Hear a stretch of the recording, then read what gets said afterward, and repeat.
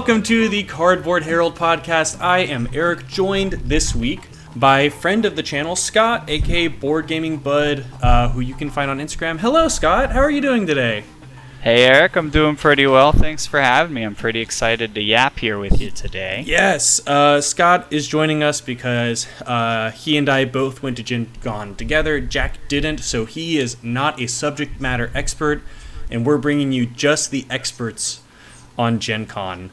Scott, would you mind giving just a little introduction to the listeners, just kind of who you are, where they can find you?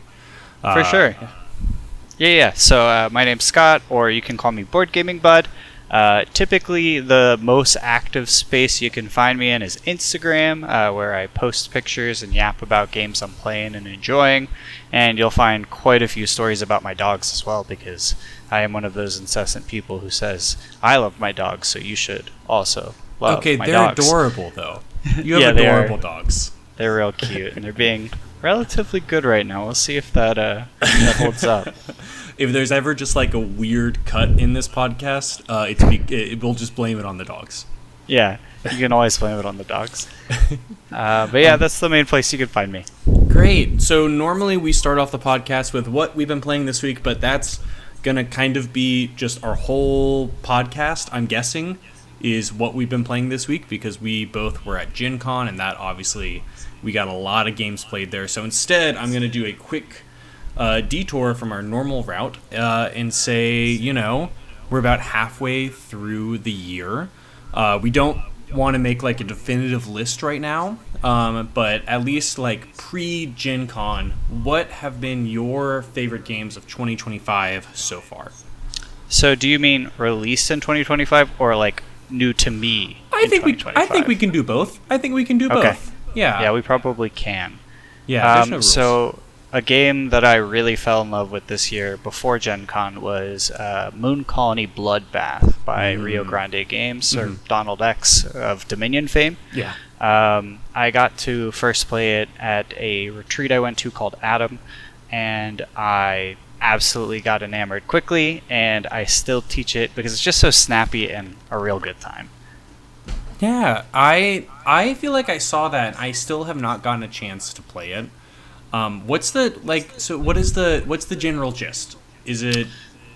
So it's weirdly like it's a deck builder, but it's a communal deck builder where there is only going to be one winner. Don't get that sorted wrong. But you're kind of trying to build an engine for yourself to set yourself up, because the general premise is everyone is building a colony on the moon, and you're going to be attracting citizens, trying to feed those citizens, make money to build more things, and get your population as booming as possible.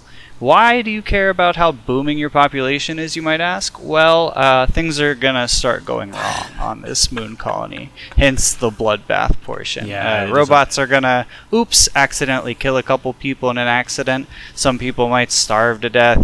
Just the typical moon colony early year issues that everybody deals with. And the deck, as it's building, it keeps cycling back through. So once you've gotten through all the cards, you shuffle them up, and off you go again. Except the second time around, there's going to be new cards, and the third time around, there's going to be new cards. So you're trying to stave off the impending doom of your moon colony, and trying to make sure you're not the first one out. It plays pretty quick, in an hour or so. And at first, you're like, wow, things are going great. And then very quickly, you go, oh, things are not going great. It's like as soon as the colonists start dying, you're like, ooh, that's okay. They're probably expendable. Yeah, it was just like 3 of them. I've got 60. I'll be all right. Oh, that's all. Okay, that's actually very much within the margin of error. Yeah, I agree. I think if you have 60 and 3 die, you still have 57.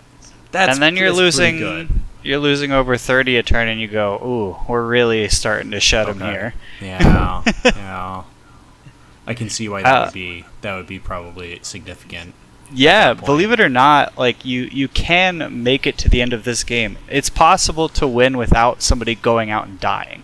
The end game has 2 different triggers. Either one is one person completely runs out of colonists, their moon colony has failed. Then whoever has the best moon colony of the remaining people wins. Otherwise, if you make it to the end of the instruction manual, I think is what it's called. I've never made it, so you can clearly tell I've never had to deal with this. But if everyone makes it to the end of the instruction manual still intact, it's whoever has the most colonists in that case wins. Okay. Cool. Yeah, I'm here for it. Rio Grande Games, sure. I like them. It's a good time. And also love Dominion, so I think you'll like it. Pretty solid pedigree. Next time I'm over, we'll for sure. Even though we have we have so many games on our docket. You and I both do. The backlog is forever. I was thinking about this, and I actually had a few, but considering you just mentioned the Moon Colony, I figured I'd start off with Galactic Cruise. Is one that I've really been enjoying. It is nonsensical, like just in terms of it is so big. Yeah. It is too much of a game for the most part. Like there's at some point or another it is too much of a game. Sure. But it's fun. And especially like I think the solo mode works really well. I think that the systems they have there, like the refilling the resources, like it's a communal resource pool, but somebody has to do like refill the resource pool for everybody else. Yeah. And then it's like trying to match tourists to the cruises you're doing. I think that it's a huge box. Like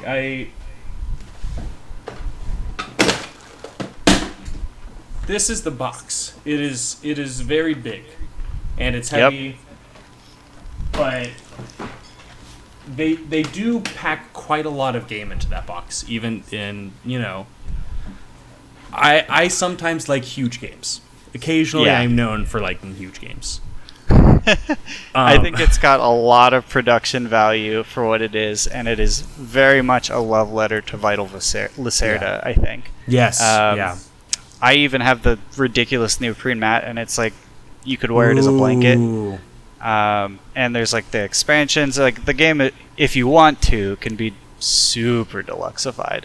Yes. But it's already deluxe coming out of the box. I know. I both think it is absolutely insane and also love that it took me like an hour and a half just to get the box from opening it to put away. Yeah. Like it literally took me an hour and a half to set aside all of the trays, punch out everything, put everything precisely in the trays they need to be in, and then figure out how to put it back in the box. Like that is the length of a normal game, not of Galactic Cruise, just like a different game. Yeah. It is both ridiculous, and punching out board game tokens is a beautiful feeling. It's really half the battle. I got like an hour and a half of like just this bliss of like, and then I'm gonna punch out all of the advertising tokens. Yeah. And they're gonna go in this little container. Oh, but each little tray gets 5 of them. Or I think it's 3 to start. Right. But yeah, it's been a highlight. I don't know that it's my favorite game of 2025. This is a very loosey-goosey list, I think, for me at least. But it's just, I figured you went to space, I would also go to space. That seems fair to me. Another one that I've gotten to play recently that I just put a review up of is Builders of Baldur's Gate. Yes. I think I had some criticisms of it, but it still is like a really solid game. I think I maybe went into it thinking that it's going to be like a really tight worker placement, which it just is not. That's just not what this game is. But the minis that come with it are super deluxe. I think that the actual gameplay is really quick, and it does give you like... I like games where you like build up for one big turn, and that turn is like just... You go from being in last place to like 30 points ahead. Surprise. Especially like if you're like, oh, this took 4 turns to set up, and I've finally gotten myself in a spot where I can pull it off. And I think this Builders of Baldur's Gate gives you a ton of options to do that. Okay. Which I liked a lot. And also it's D&D themed vaguely. Yeah, Baldur's Gate, right? It's not really. That was one of my biggest complaints about it. Is the theme is super duper pasted on, but Yeah. it still is. People will still be into like, oh no, this is Dungeons and Dragons theme though, technically. Right. Yeah, I think it can be tough when you go into a game with expectations of it being one way, and then you actually get into that game and you're like, oh, this isn't what I thought it was going to be at all. Mm-hmm. I'm curious to try. Speaking of D&D themes, I'm definitely very curious to try the new Horrified, the D&D version. I did not get that at Gen Con. I saw it. I was making a really big push at Gen Con to play a lot of games, but not return home with a ton of games, just because I don't know if it's in shot, but I am full. I'm glad. Yeah, I'm glad I'm not in my board game room. Yeah. I feel that, and I think that's admirable, because a lot of folks that I talk to, and I would probably repeat this, is Gen Con, it can be a game or a con where you get to do a lot of demos and gaming and things like that, but for a lot of folks, that's not what Gen Con is. It's very much like a shopping con or things like that. Yeah, well, that's what a lot of the hotness. Yeah, that's what I've heard from a couple people who were there, which was Gen Con this year was also a little bit weirdly. We can just get into we can get into the topic now. The topic this week is Gen Con. We're doing it. It just feels natural to go into it. I normally do like a really silly bad transition, so oops, I'm doing jazz hands. Yeah, what I heard from a couple different people who had tables there was that Gen Con this year was some of the most sales they've seen at any convention, and also really weirdly paced. Because typically, like, especially like I think of this too, Saturday's the big day. Usually. And this year at Gen Con, what I heard is Thursday and Friday were both busier than Saturday. Yeah, behemoths is what I both anecdotally experienced and what I heard as well from folks in the industry. So a little bit of, I just think it's a bit crazy that was the case, but then also they still did like really great numbers, which just is every great. Day, really Great. If they even a lot of them, a lot of the folks I know, they were sold out before Saturday, because they just weren't expecting the absolute chaos of Thursday and Friday that came to be. Not in a bad way necessarily. Like, it wasn't like there was carnage or anything like that. People still queued up and did their thing. But like, I tried to get an expansion for a game I'm really loving this year that I can get into. But they were already sold out before Saturday. Yeah, that seems to be the case. A lot of people were. I mean, Ace of Spades is another one. That was like of the biggest games at Gen Con, and it was gone by like halfway through Saturday.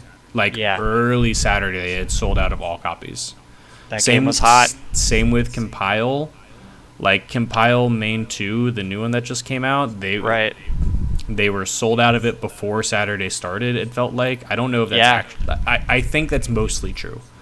Because we went over there pretty early on Saturday to the Luma Imports booth, and they didn't have Compile Main 2. Yeah, yeah. I'm not surprised. I wouldn't be surprised if they also sold out of version 1. I remember last year's Gen Con. I picked up Compile after demoing it whimsically. No issues at all. The booth wasn't hammered, but then the reviews came out, and rightfully so. The game is great. It's as far as like a lane battler type game goes, it's a real good one. Yeah. I am excited to get my hands on version 2, but I'm not in a rush to get my hands on it. Yeah, that's totally fair. So one thing that I just wanted to put out there here is I played a lot of games at Gen Con. I know you did as well. So I was going to kind of just, at least for me, just bullet rush through the games that I played. I don't know if you have a list. I didn't tell you to make a list, but... Don't you worry. I have BG stats up and ready to go. See, I have a notes app on my phone. I started doing the BG I did the VG stats starting at PAX last year and got about a month, and then started forgetting to do it, and then have just fully forgotten to do it. That is common. That is the way it goes. Yeah. But I think games that were either released at Gen Con or like are new this year that I haven't gotten a chance to play before Gen Con, I got to try out all 3 of the new Ivy Studios small box games. Ooh. So Pillars of Fate, Graft, and Time to Panic. Yes. Which I love that name. And Ivy Studios just nails production. Like the games are also really fun, but they nailed production on all of these.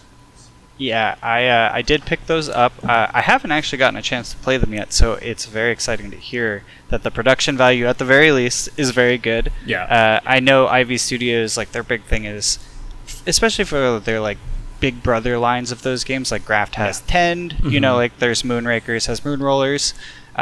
Premium with a purpose, I believe, is what their like big tagline is. Yeah. And I get it. If you want a deluxified game that's still a very good game, Ivy Studios is going to make that for you. Yeah, absolutely. So I got all 3 of those played. All of them are solid. They're all really different. Yeah. But and I will say I guess Scales of Fate and Veiled Fate I haven't played, so I don't know how Pillars of Fate compares to them. Okay. Jack got the review copies of those, so I have not gotten a chance to play them yet. But Graft, I know, at least in terms of like gameplay, much different than Tint. This one's a card I drafting, can only imagine. not a roll and write, but it's in like kind of the same wacky space universe. All 3 of them are like much different games, but they're all really, they're just solid small box games. They're super solid at what they do. I also, we talked about Compile Main 2. I've been playing that a bit. Really good. Yeah. I am still kind of putting my thoughts together on whether or not, if you own Compile Main 1, if you need Compile Main 2. But just like if on its own, Compile is a great game. Do you know if Main 2 is compatible with Main 1? I imagine it is. Yeah, fully compatible. Just new emotions that they're programming. New emotions. Right? There's also, in the biggest one, and this one actually I dislike playing against and I love playing with. They have one that's just luck, which is just flip a card, just that card now goes into play. You know what? I'm okay with that. I think it adds a little bit of randomness to a game that I feel like doesn't have a ton of randomness. So yeah. Some people are going to like that. Some people are not. I think it's totally fine. Yeah, you don't have to pick it if you don't want to. It's just scary to me because I am like, oh, this is probably going to be good. I probably want to put this other card in play anyways. But, right. You know, c'est la vie. C'est la vie. Yeah, so those I've gotten played.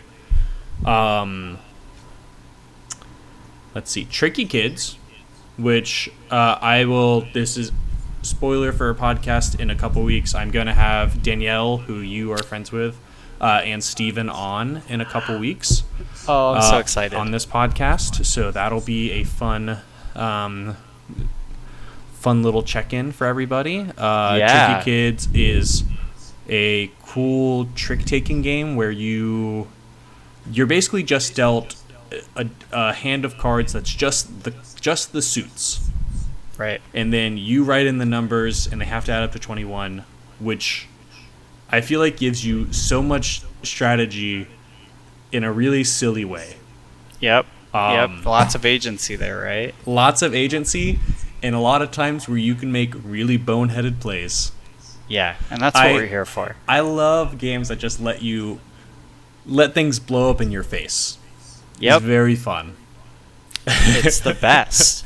So you're going to have a bunch of 1s and 2s and 3s, and it's just going to be chaos. Yeah, you're going to go really hard with a 12, and somebody else will have done a 13. Yep. And then you're like, you've lost. my entire hand was that 12? Almost all of it. That's right. What did you get played? So I'm going to cheat a little bit because I did play this game before Gen Con, but it was one of the hotter games at Gen Con, and I did play it there, so I'm counting it. It came out recently. It's Logic and Lore by Weird Giraffe Games. So this is a 2-player deduction game where you're trying to you have a row of 9 numbers, and your opponent has a row of 9 numbers, and then there's 9 cards in the middle that all have questions on them. In the beginner mode, you have like 3 or 4 of those questions. In the intermediate, you get all of them. And in the advanced version, it's actually an area control sort of game on top of being a deduction game, where essentially your numbers are in a random spot because they're face down, so you don't know where your 1, 2, 3, 4, 5, 6, 7, 8, and 9 are, but you're trying to get them in the 1 slot all the way through the 9 slot by asking questions. You lift 2 cards at a time, you ask questions. You have to start on the left, but you can skip questions as you go if you like. And whoever gets their 9 cards in a row first and syncs them all up is the winner. And it's just a goofy, fun time. And there's black holes that can mess things up because you can have more than 9 cards, and you have to figure out, do I have my 9 cards out, or are there black holes out here that are messing everything up? And so it's just they've thought of everything, and it's really special game that's flying up my list for the year. Right. Yeah, I mean, good for Weird Giraffe. I like Weird Giraffe Publishing. Absolutely. I like that their little mascot is not a giraffe at all. Is it not? Well, it looks like a little antelope. Yeah, there's a little bit of deerness going on there too. Yeah. Like but it's a weird giraffe. It is a weird. And by that giraffe. we mean it's an antelope. So that was one of the games I really enjoyed at the con. I'm going to shout out 2 more that were kind of like my 2 biggest surprise games that I didn't know about going into the con that really hit it off for me. I'll end with the one that really, really shocked me. But 12 Rivers is a game I really enjoyed. Shout out to my friend Cassidy, who sent me home with a copy. Great. She's Tabletop Ticker on Instagram. A little plug for her there. But that is a beautifully, like, the artwork alone and like the table presence is gorgeous. Yeah. We pulled it out late at night at the Marriott in like that ballroom area, and we had no less than 3 or 4 people run over and be like, "How is it? Like, what did you like about it? What did you think?" And now I'll actually talk about the game. But basically, there are 12 rivers, and you have marbles that you place in these little slots at the top. And then everyone puts little stoppers on the river, and if the marbles stop on your stopper, you get to pick one of them before lifting your stopper, and more marbles will fall. And you're trying to get certain marbles to complete your cards, which will get you points. If you have the most green marbles, you might get something. If you have the most this marble, and there's like different numbers for each thing. Like if there's white marbles, there's only X number of those in the whole bag, so like they're a little rare, which makes them worth more points. Yeah. And at the end of the game, you're putting them on some of the villagers in the village to like score you bonuses for things, and it's just, first off, gorgeous, and second off, fun wombo comboing. Yeah, well, I got to play that. I'm kind of sad because I didn't play it during the con, because I probably would have gotten it. I played it like the night the con ended. It sold out real quick. It did sell out really quickly, so it is what it is. I'll also have to keep an eye out for it later. But you can play with me. That's true. That is true. But it was really fun. I thought that was the pearl collecting was really cool. I also think that the way the turn order works was a really smart mechanic. Yeah, I didn't even think about talking about that. Yeah, I agree. So the 12 rivers converge. So if you want to guarantee you're getting a pearl, you can go higher up the river. You have to pay some cards from your hand, but you can go higher up the river and basically guarantee, I am getting this white pearl. If you need that white pearl for something, you can guarantee you get it. And there's a scale, so it's like the lower down the river you get, the cheaper the cards in hand are, and also, the higher value marbles are probably going to be picked up by somebody else, but you still are going to get a marble.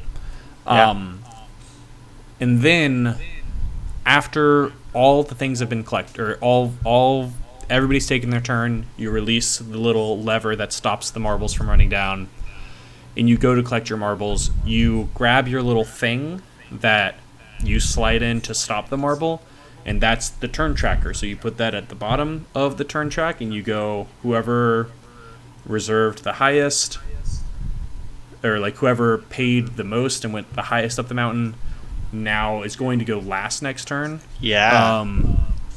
And it just is like, the lower down the mountain you go, the earlier in the turn order you're going to be. Super smart and snappy implementation of a variable turn order. I was a really big fan of that.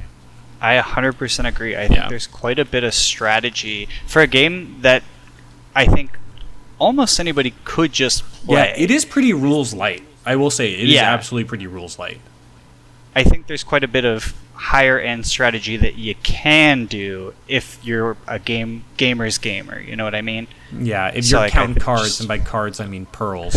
Yeah. You can maybe be like, I think there's a likely chance we're going to see a lot of white pearls coming out there, so I'm going to go early next round. So that means I'm going to go lower down the mountain.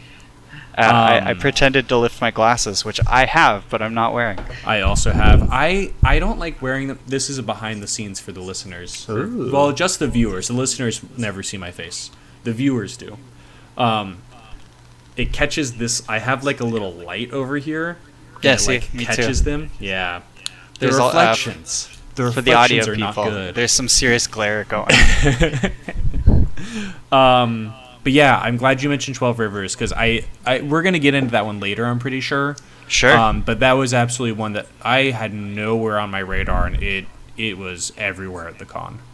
Absolutely. I tried to go into this con a little bit uninformed comparatively to like last year when I went. I kind of just wanted to experience the con and see what drew me in. I didn't want to go in with any like preconceived biases of a game based off of BGG or anything like that. So I really only knew a couple of games that were for sure going to be there. One of them would be like the Lord of the Rings Pandemic style game, which unfortunately I didn't get to play, but is high on my list to play. But yeah, very, very few games I went in expecting, and this one would have been one of the ones I was surprised by. There is one more game I kind of want to love on a little bit. It's called Here Lies. Sorry if you can hear my dogs. They're currently ripping a sock apart. Good. Well, that sock probably had it coming. It certainly had it coming. I saw your post about Here Lies, and I was interested in what it was. Sure. Because I had not heard about that, but you spoke highly of it in your post on Instagram. And I continue to. So DVC Games, that is the company that created Here Lies. It is basically, the idea behind it is you're a bunch of famous investigators. Think like Sherlock Holmes. He's one of the characters in the game. And the only one I can name off the top of my memory, unfortunately. But anyways, so in the game, you're all sitting around like a table or whatever you want to whatever environment you want to envision a bunch of investigators regaling their tales would be around. And you're telling your tales about mysteries you were able to solve instantly and trying to see if the other investigators at the table can also solve it. So one person is the lead investigator, and they cannot talk and they cannot tell you what happened. But they know the whole story. They know how the person died, what the motives were, like a range of things that are all decided by whatever scenario you're doing. And in the scenario, you might be trying to figure out how somebody died, what it is that killed them, what the weapon was, and you, as one of the non-lead investigators, have a deck of cards that you'll shuffle and you'll draw some of, and you can spend time tokens, which each game has a certain number of time tokens per round, and there's a certain number of rounds per game. Mm-hmm. And you'll spend your time tokens based on whatever your card says. It might say 3, so you'll spend 3 time tokens to get the lead investigator to do something. One of those things might be something silly like draw 3 dancing stick figures and nothing else, up to 3 stick figures and nothing else, and label them either victim, foe, or other. And so in our first game, and I won't spoil any of the scenarios, our lead investigator was my buddy Mike, Meeple Mike on Instagram. and he drew something that was just so perfect. We were able to immediately figure out what it was. And all he drew was a stick figure. But the way he drew the stick figure, we're like, this is what happened. It's the art. It's the art form of stick figure drawing. He is an artiste. For those of us who don't have a ton of artistic abilities, we get really good at stick figures. And I'll tell you, I'm one of those people who has zero. Anybody who's played caution signs with me can say. But, I still led them to a victory in the scenario that I was the lead investigator for. So I think there's 25, scenarios in the box. And they have even more that you can, print out, apparently. And so there's just a lot of replayability in this very small, compact box. It's the size of, 3 phones, maybe 4. Gotcha. Cool. Yeah, that seems fun. I'm down to give that a go. I think that there's a lot of fun to be had trying to draw things. Yeah, it's not just drawing things too. There's some wordplay type things in there too. There's a lot of cleverness. But believe me, when I heard somebody couldn't draw, I was searching my little deck to go, okay, what can I give them to make them draw this? That's great. It's a good time. Yeah, another one that I just wanted to touch on because I also kind of went into this without a ton of I knew some games that were coming out either from talking to publishers or just being kind of in the zeitgeist of board games. But one that I am interested in whenever it does come out is Whisper Spring. It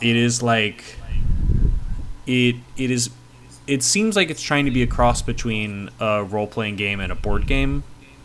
So you as the DM will have different pieces of equipment that you can hand out to your players, but it's a literal piece of wood that they have to kind of puzzle into their pack or onto their character board to try and be oh, this works for my character. Oh, I can't use this at all. Somebody else needs to use this. And I think that it seems interesting, and it seems like it's a really lightweight RPG, similar in complexity like Kids on Brooms or Kids on Bikes, which is very free form, which is something that I like crunchier RPGs, but I also have a lot of friends who are into the very, very lightweight role-playing games, which are sit down, you can learn to play it within 10 minutes and just get going.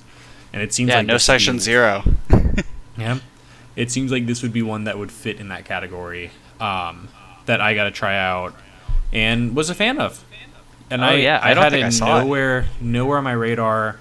It was over near the AEG booth. I think it might be from AEG. Now I'm going to look up because I kind of forget. It was in that booth area. Now I don't know if it was actually with them. Yeah. It's hard to know at Gen Con because some booths start and end in weird spaces. Yeah. Oh, now I'm gonna pull up the photo I took of it because I took a really nice big video of it because I was like, that's exciting. This is cool looking. Yeah, it sounds like a lot of fun. Where did I put it? No, I'm totally in. Those are pizza bagels. That is not Whisper Spring. Are you sure? It could just be. It could be the snack that you're having while playing Whisper Spring.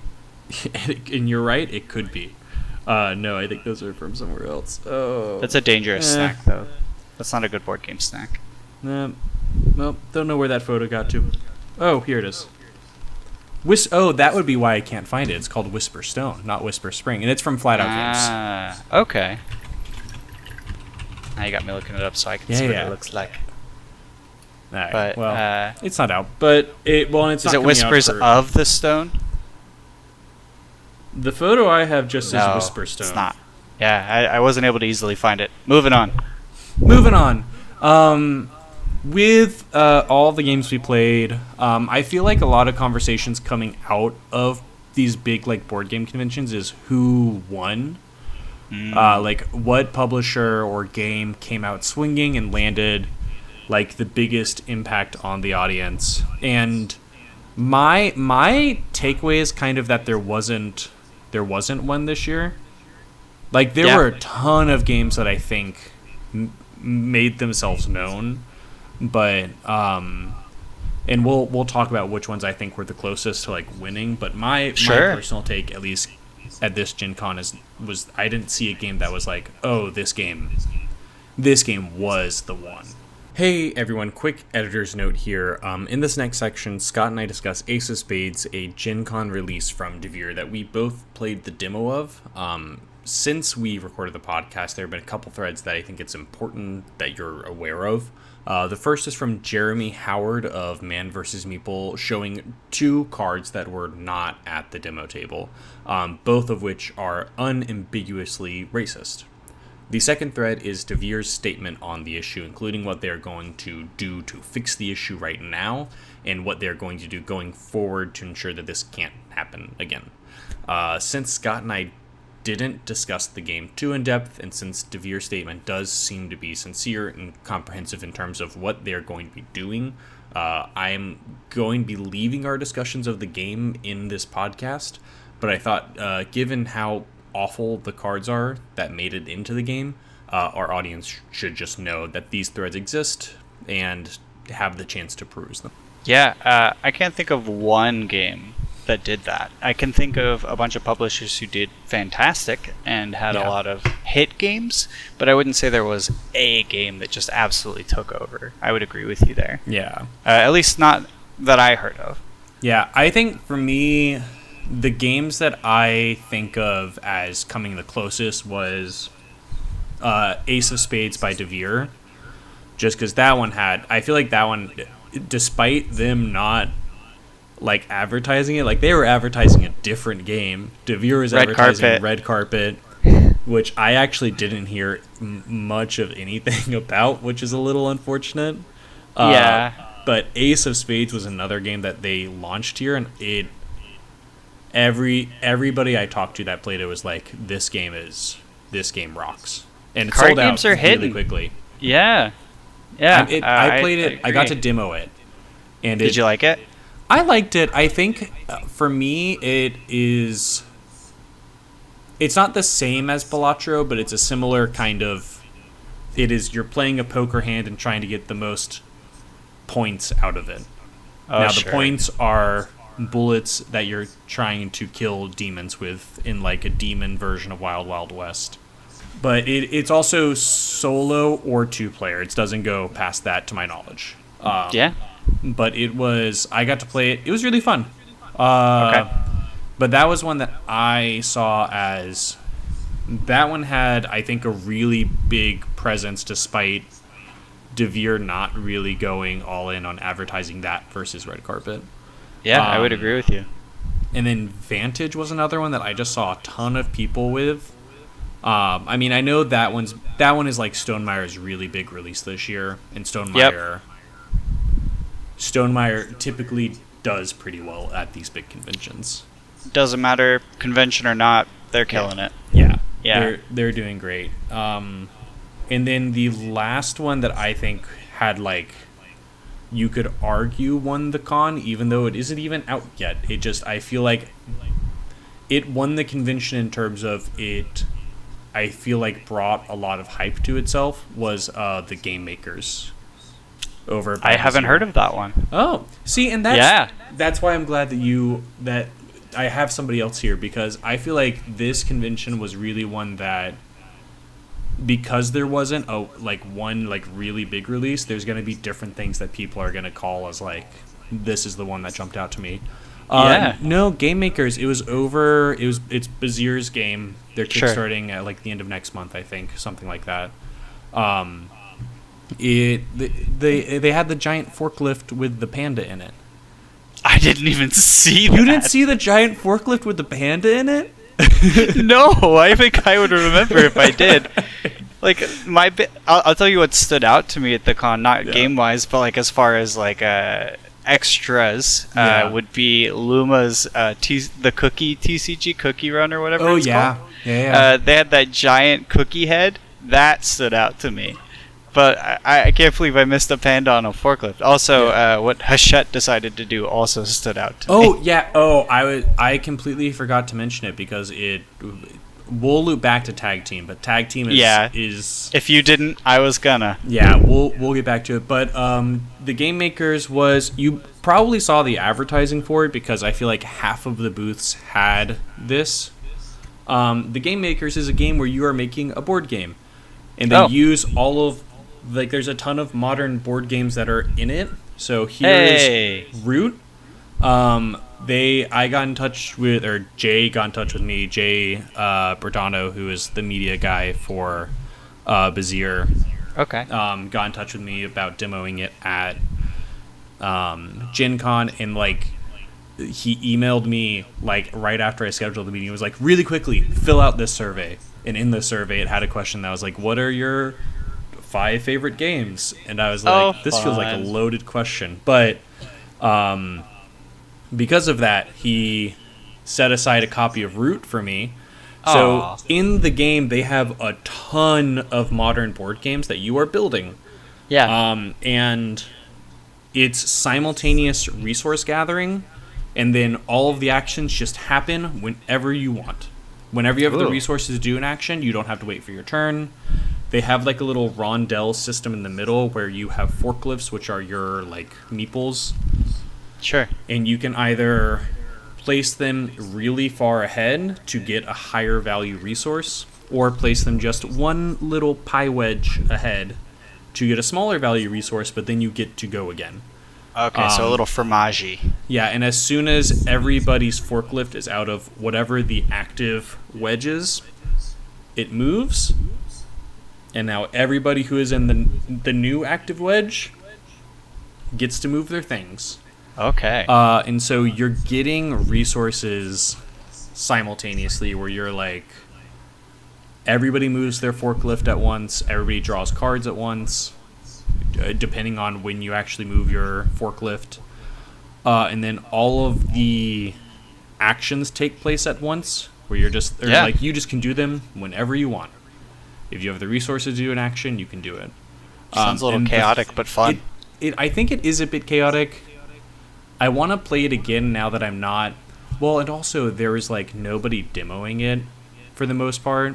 And so when me and 2 other media people were playing it, it was just zoo animals. It felt because it was just everybody over our shoulders watching us play. More than ever before, I had a lot of just regular attendees just standing over media meetings. So I was like, you know what? I'd probably be curious too. I totally get it. Sure. Good for them.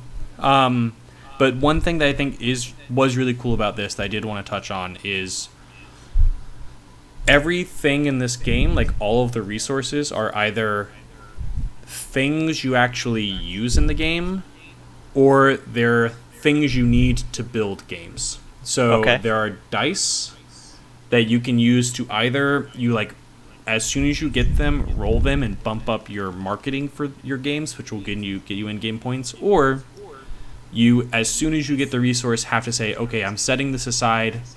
This is just going to be a resource for a game that I'm building. Interesting. Same with cards. So when you draw cards in your hand, you can choose to either say, oh, this is a game that I'm going to be trying to build, or this is a component that I'm just going to use to build a game in the future. Yeah. And everything in the game is like that. There's also meeples that, again, are just, they're either little workers that you get to do a little worker placement thing, or they are components for the game, which I thought was really, really cool. I thought it was a really good, interesting use of them. Yeah. I mean, there's going to be games you talk about that I also haven't heard of, such as Here Lies. I had no clue this game came out, other than when you posted about it on Instagram, but it was a giant panda and a forklift. I don't know how I missed it. Just feels like that's something somebody should see. But there's so much going on at the con, right? Yeah, and it was a little offset. It wasn't near either of the entrances. It was down one of the side street, not streets, aisles I liked that you towards the said right. streets because of the massive size of Gen Con. It kind of feels like little streetways. There is so much traffic. Yeah, it was That bad. was my big takeaway was, oh my goodness, it took me 20 minutes to go from one end of the convention hall to the other, and I didn't like stop at any booths. I just was walking, and it took you 20 minutes to do it. Well, with the ban on like the carts and stuff, it was actually, believe it or not, maybe a little better this year. However you feel about the banning, good or bad. I definitely didn't have to dodge as many backpacks this time or things like that, and I felt like I was able to. It did take 15 plus minutes, yeah, totally, but I expected that. Yeah, that's fair. This was my first Gen Con, so I was not expecting it. Oh, okay. Yeah, I went last year, so this is only my second. Am I back? Nope, and you're gone. I see you. You're froze on my... Oh, there you are. You're back now. There we go. There we go. Yeah, you froze for me for a second, too.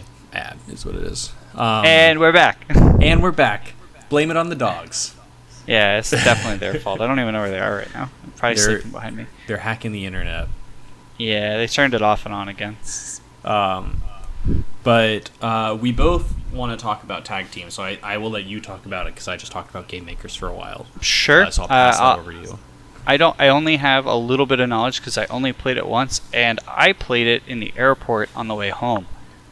So on the way back, we were looking for a couple games. We went to the airport a little early, and it seems like it was a popular idea because we ran into quite a few people that we know. Mm-hmm. And we just played some games there while we were waiting for our flights, and Tag Team was one of those, and I really enjoyed it. It's a auto battler and kind of like a programming game of sorts.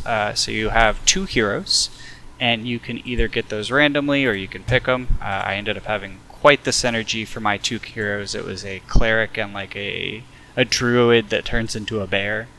I don't remember their names right now, but basically you're taking your two heroes and versing them against the other person's two heroes, and whoever knocks out a hero first wins. The hero you're attacking is whatever card your opponent is playing.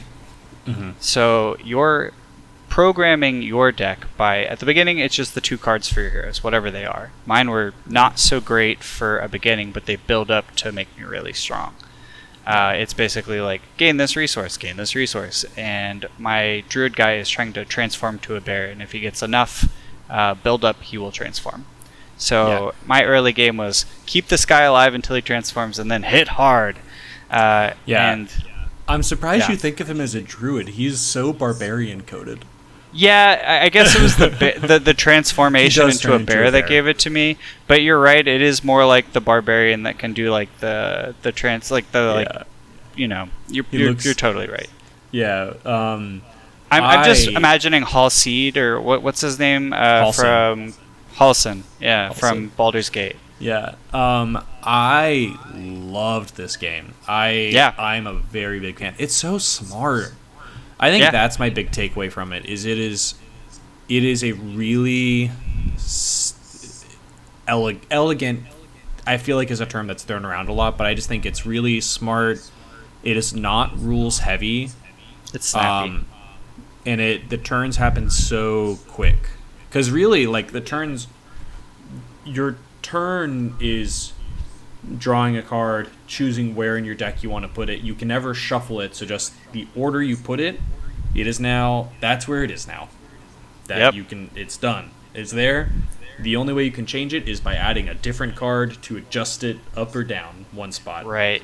And you just like slowly are like learning what your opponent is doing and trying to counteract their things by putting a lot of shields, and the only thing you actually do in this game is draw 3 cards, choose one to place in your deck, place it somewhere in your deck, let it ride. Let it ride, baby. And so much of the game is you being inactive, and it still feels like one of the most engaging games I've played in a while. Yeah, because you're watching your folks get hurt, and you're like, "Oh no, I gotta fix this." It's like a really true auto battler because there's like, I feel like Challengers was the last like, oh, this is an auto battler built into a board game, and that one is way more random chance of just how do your cards get shuffled. Yeah. Though that one does have a lot more decisions you make during the game, because it's like this gets flipped and you have to choose how to resolve it. Yeah, the deck building aspect of it too. For a little different. Yeah, I feel like that one was like called a deck builder, or sorry, auto battler. But this one is an auto battler. Like truly, it is. The battles happen automatically. You don't do anything. Yeah. It just kind of happens. I'm so used to that being in like computer games, you know. I know, and it is rad. It's so good. It's a small box, but it's a good time. I would agree. Yeah, I'm excited to play it again. I don't have a copy, so I'm glad you do. Yeah, my buddy got a copy, so I'm excited to play some more of it. Yeah. I know expansions are already coming. Yeah, well, in the box itself, they put, there's King Arthur probably Arthur's coming. Yeah. No, they told. Nikki did they? from Hatchet told me it's King Arthur. Oh yeah. I assume that's public knowledge. It's gotta be. It wasn't, so now it is. Well, I'll tell you what. It's literally a stone or a sword in a stone, and it says 2026 on it. So it's got to be pretty public. Could be anybody. Yeah, it could be. Could I guess. really truly be anybody in there. For sure. I didn't get the neoprene mats. That's one that in hindsight, I probably should have. They're cool. Yeah.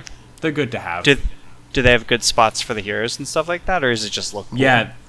Yeah, no, it has it like all organized where it's like, this is where your hero goes, this is where your power cubes go, this is the active deck, this is the fight deck. Oh, okay. I think it's pretty good.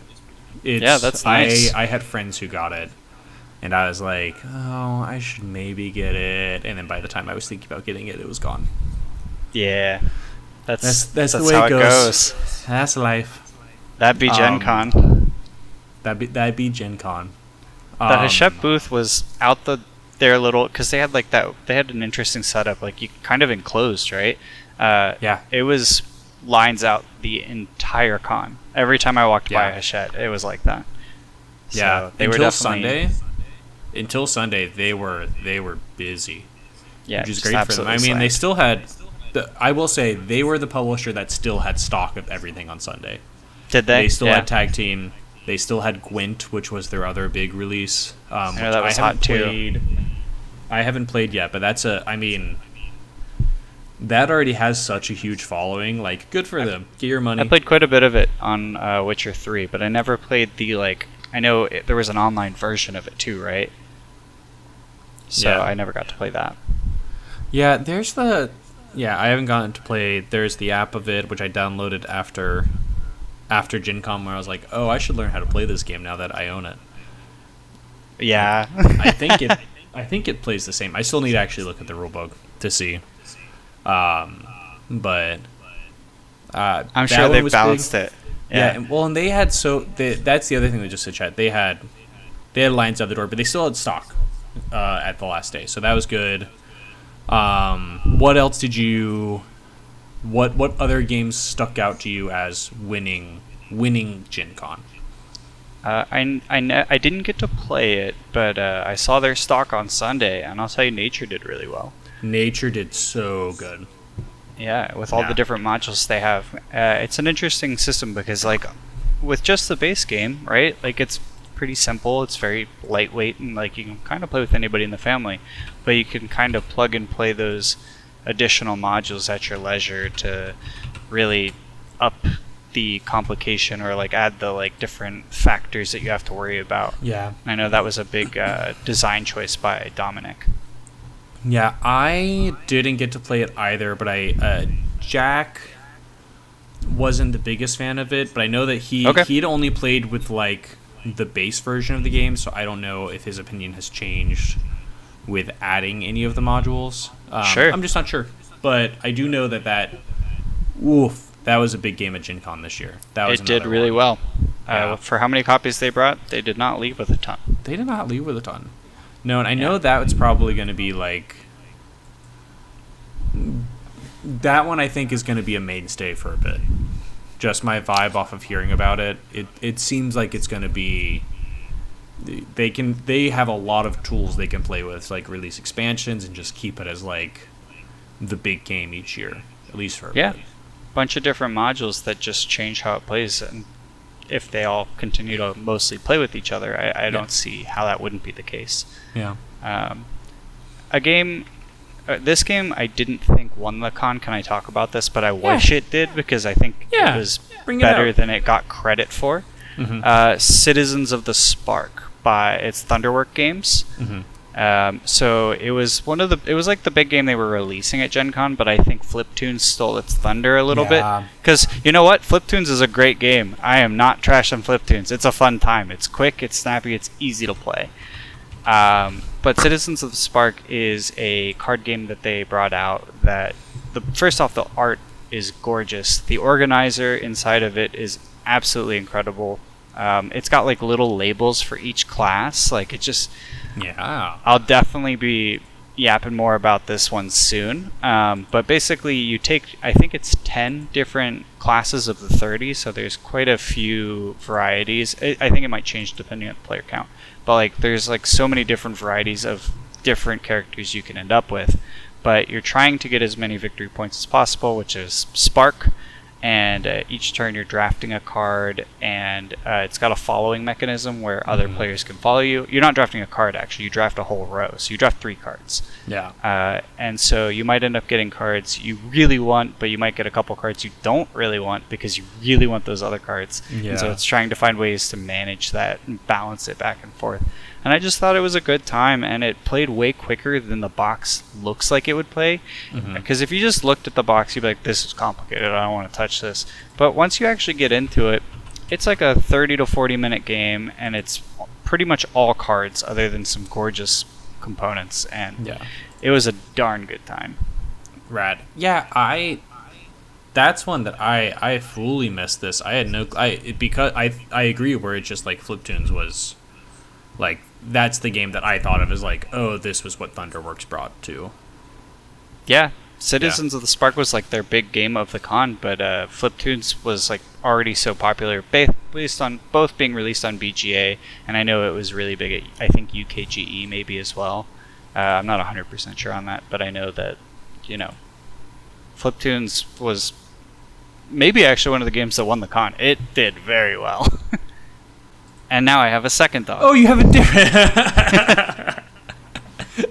I'm the worst podcast guest, because I'm just like, hi, I now have another dog. He's a different dog now. Every time you cut, there's just a new dog. That's the bit. So I only have 2 though, so we're out of bits here. No more cuts. So you say that, and then I feel like 10 minutes from now, it's gonna be a different dog that you don't own that just has shown up.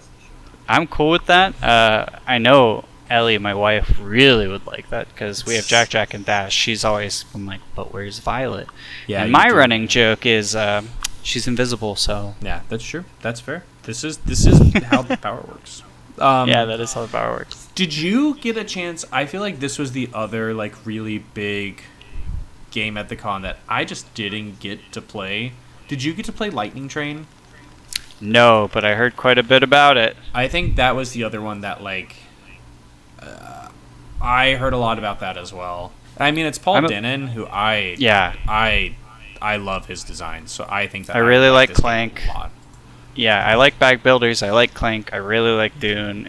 He's Dune Imperium, right? Yeah, correct. Yeah. I really like Dune Imperium. I don't see how, if any of the mechanics he usually includes in things is in this game, I don't see how it could miss for me either. Yeah. I wish I'd gotten a chance to play it, though. This is one that I feel like whenever I walked... I'll be perfectly honest, I didn't even know Lightning Train was Direwolf. Like, that's the level of disconnect I had, where I was like, oh, Lightning Train. I've never heard of this game before. I feel like people are talking about it, and like I feel like this is one of the things that people will say won Gen Con, but I missed it entirely. I know it did really well. Through the power of Gen Con, where you just miss big things, such as a panda in a forklift. Somehow. This is my panda in a forklift. Sure, I do know where the game was being sold, so maybe I've got you beat there. I could see it, because I walked by it quite a few times and saw the giant line. I was like, whoa. But yeah, this was the one that I missed out on. And now I'm like, oh, I really wish that I got to play it. Yeah. But that's what PAX is for. Or sooner. Maybe I'll get a review copy. Yeah, I don't have one on please the way. let me know. We'll I also don't. But if not soon, I would be keen on seeing it at PAX as well, because I'll also be there. Absolutely. I think that about wraps up the talking points that I had. So I'm gonna loop over to our viewer comments that we have on YouTube.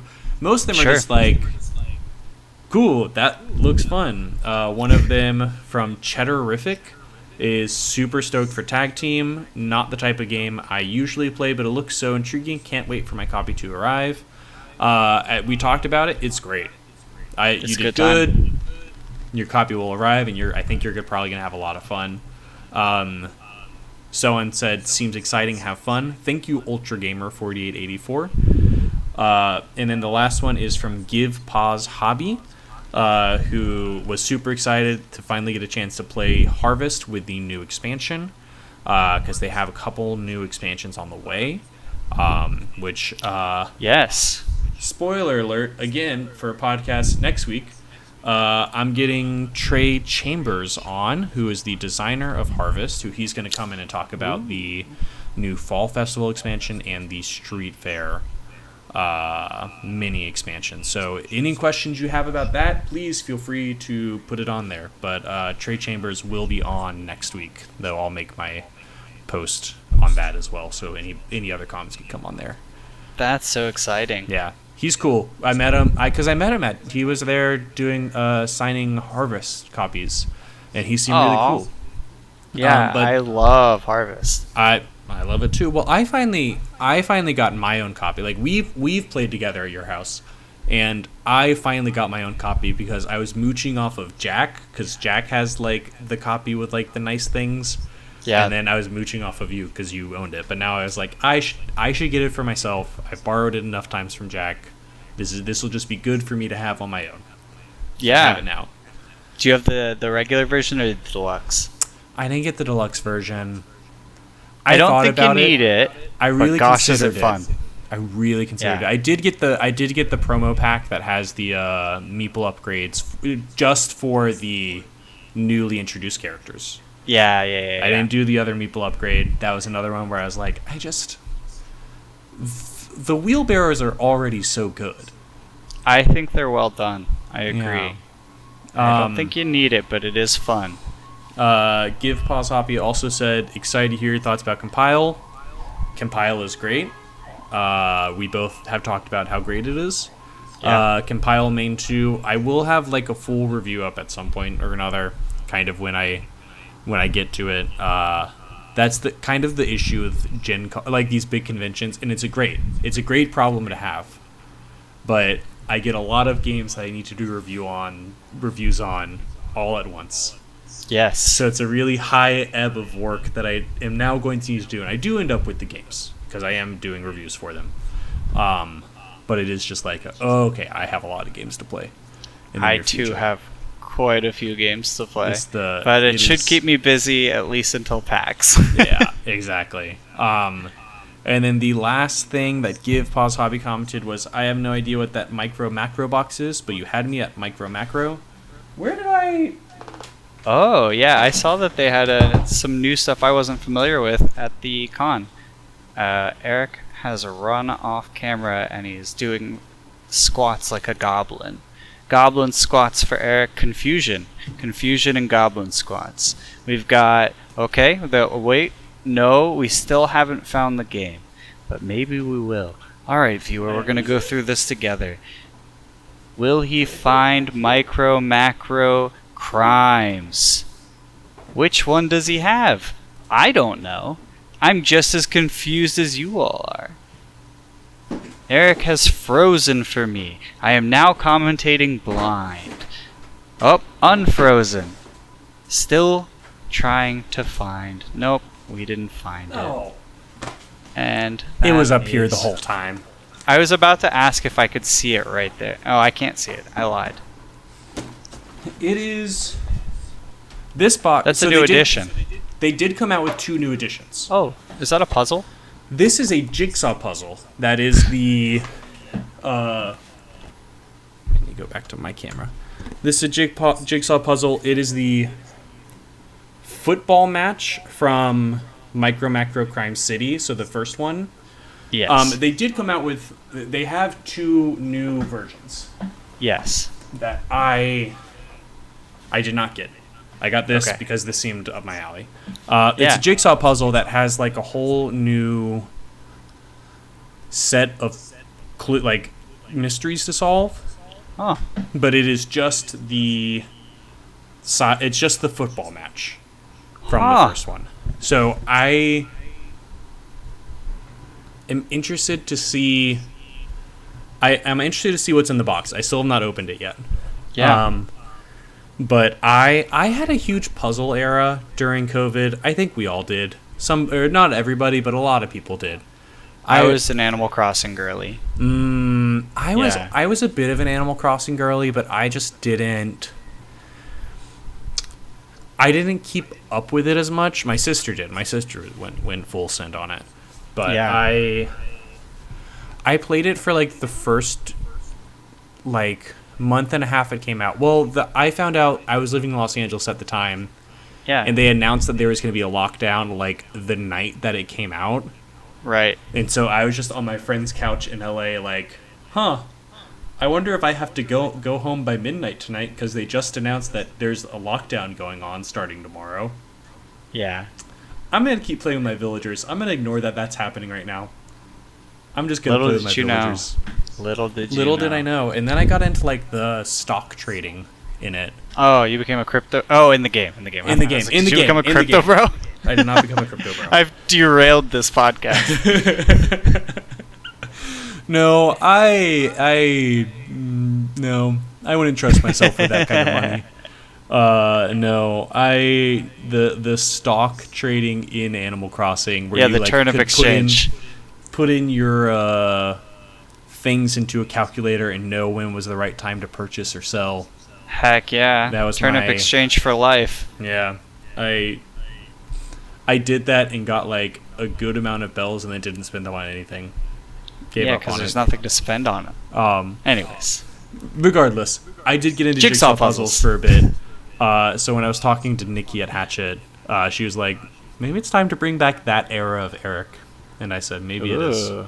So I got the jigsaw puzzle. And it has new cases, is what I was told, to solve. So we'll see. I don't quite know what my plans to review that are yet. It might just be a thing that I do, and then I have a jigsaw puzzle that I've done. Yeah. I am a little concerned because it's all in black and white. And that is generally the criteria that I use to solve puzzles. Is the colors. Yeah, so it's not going to be an easy one. It is only 500 pieces, so it's not like it's... I've done bigger. I've done bigger. Yeah. But, yeah, that is the... that's what is that Micro Macro box. And I am excited to try out all get the... they came out with 2 new boxes at Gen Con. I don't believe those ones had come out already, but it's 2 other boxes, maps and cases. Yeah. So I'll take a look at those because I love Micro Macro. That was one of the first things I told Nikki when I sat down. I love Micro Macro. Yeah, my wife really likes that one too. It's like Where's Waldo, but you're solving cases. It's murder and other salacious crimes. Yeah. Unless you do the kids version, in which case it is not. It's not that. It's just japes and gaffs. Yeah, that one's a little more Where's Waldo. that one is closer to Where's Waldo. But yeah, I think those are our thoughts on Gen Con. Did you have anything else you wanted to say about Gen Con before we sign off? I did play a game that's not going to be on Kickstarter until September that I'm really excited about, but that's not really a Gen Con game, but Marsh Hollow, game to look out for. It's yeah. Really yeah. I did see your post about that, and I'm excited to give that a look once it gets announced. I have it, so we can definitely play it. Okay, cool. This is great. I'll come over. Yeah. Well, thank you so much for coming in. Do you want to tell everybody again where they can find you? Yeah, thanks again for having me. It's always exciting to yap with you. But my name's Scott. You can find me at Boardgamingbud, all one word, pretty much everywhere, but Instagram's where I'm most active for sure. I'm usually post on stories and pictures of games I'm playing and my reviews of them. And yeah, that's probably the best place. Yeah, great. Well, thank you to our listeners for tuning in and our viewers as well for watching us. I have been Eric for the Cardboard Herald. If you have any questions or comments, feel free to post them on this video or wherever you may find your videos or your streams or your podcasts, wherever you find them. Feel free to leave comments there, or you can email us at cardboardherald@gmail.com, and Jack and I will take a look at it. Thank you for tuning in. Thanks for coming on again, Scott. I've been Eric with the Cardboard Herald, and we're signing off with that. Bye!